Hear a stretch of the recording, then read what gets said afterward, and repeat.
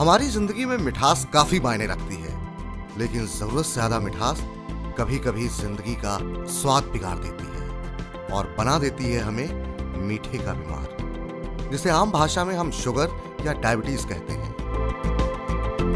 इसमें इंसान के शरीर में शुगर का लेवल एक तय सीमा से ज्यादा बढ़ जाता है और शरीर बढ़े ग्लूकोज को इस्तेमाल नहीं कर पाता और ये ग्लूकोज ब्लड में मिलकर पूरे शरीर के कई अंगों को काफी नुकसान पहुंचाता है। इसलिए वक्त रहते इस बीमारी से बचना बहुत जरूरी है।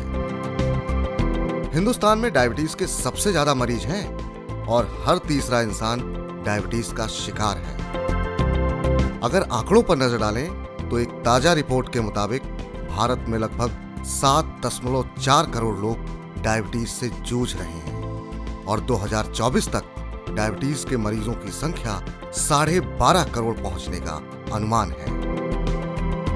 इंटरनेशनल डायबिटीज फेडरेशन (IDF) के मुताबिक दुनिया भर में 12.11 लाख से ज्यादा बच्चे और किशोर टाइप 1 डायबिटीज से जूझ रहे हैं। इनमें आधे से ज्यादा पेशेंट की उम्र 15 साल से भी कम है और इन आंकड़ों में भी सबसे ज्यादा भारतीय बच्चे शामिल हैं। पिछले साल दुनिया भर में डायबिटीज से करीब 67 लाख से ज्यादा मौतें हुई थीं और आज भी इतने अध्ययन और शोध के बाद इस बीमारी का पूर्ण इलाज नहीं मिल पाया है।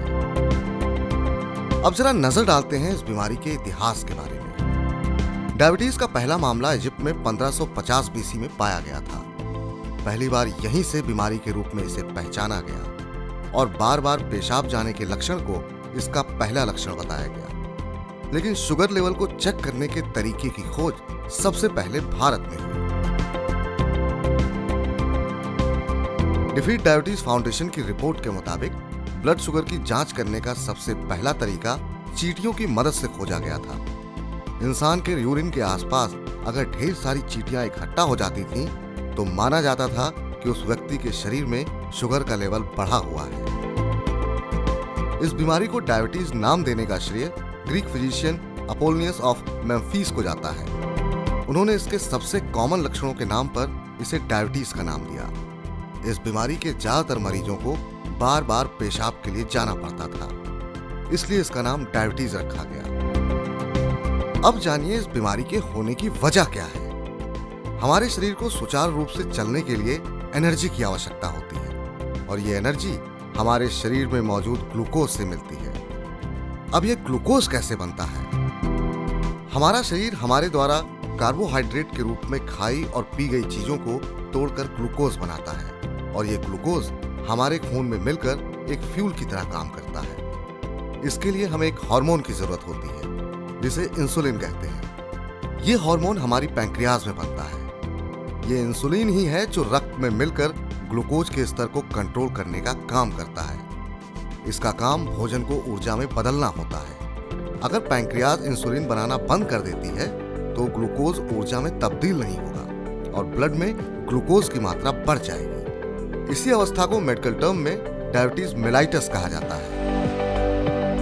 अब डायबिटीज के प्रकारों के बारे में जानिए। डायबिटीज दो तरह की होती है, पहली टाइप 1 और दूसरी टाइप 2। अब आइए जानते हैं इन दोनों में फर्क क्या है। सबसे पहले बात करते हैं टाइप 1 डायबिटीज की।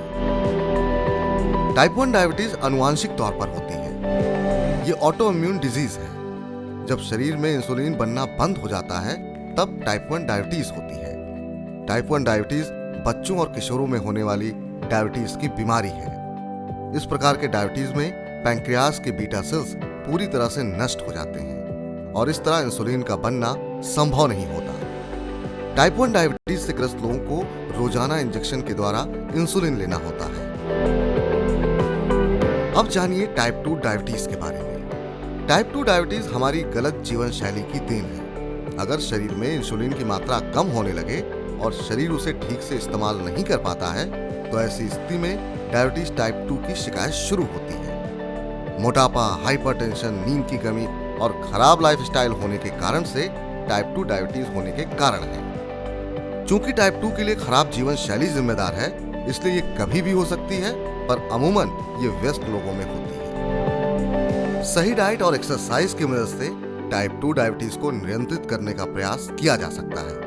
कुछ स्थिति में इंसुलिन इंजेक्शन की आवश्यकता हो सकती है।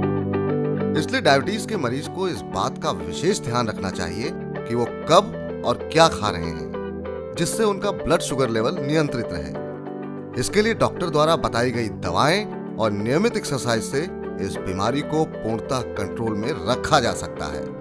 इसलिए हमें आज जरूरत है अपनी लाइफस्टाइल में सुधार करने की, ताकि हम इस बीमारी से बच सकें और एक स्वस्थ और सेहतमंद जिंदगी जी सकें।